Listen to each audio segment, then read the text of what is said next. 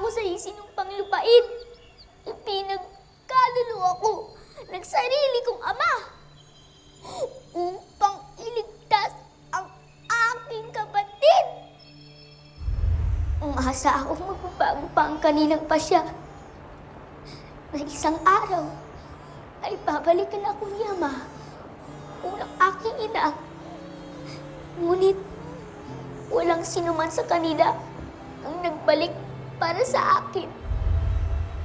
Tuluyan na akong pinabayaan at kinalimutan ng aking mga magulang.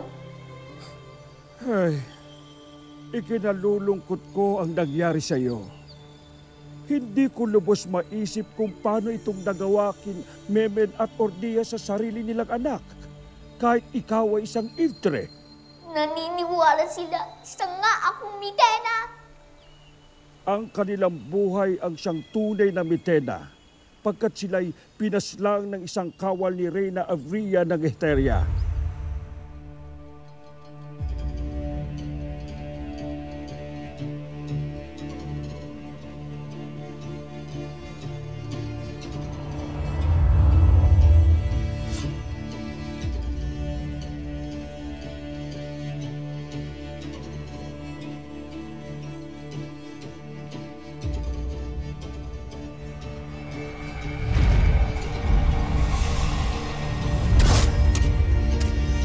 Kaya't gaya mo ay naging ulila rin ang iyong kapatid na si Cassiopeia.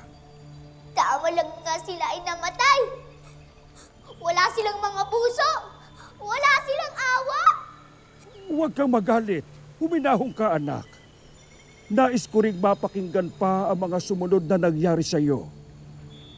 Ang isla ng Meneave ay malupit.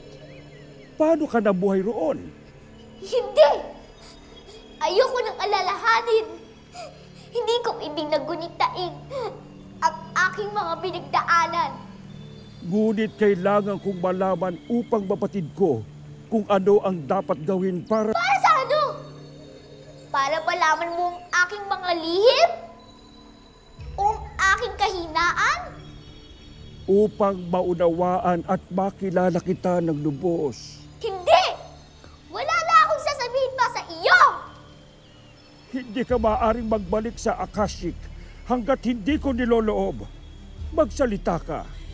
Isalaysay mo sa akin ang mga sumunod na naganap sa iyo.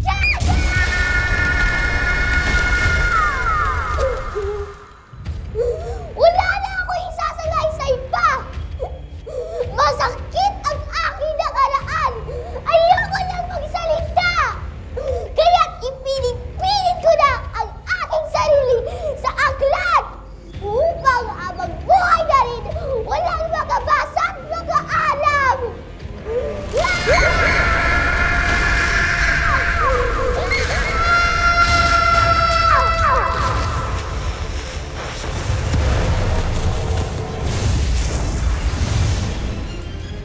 Mahamaging Emre, ano't matagal na naitago sa aming lahat ang napakalungkot na lihim na ito.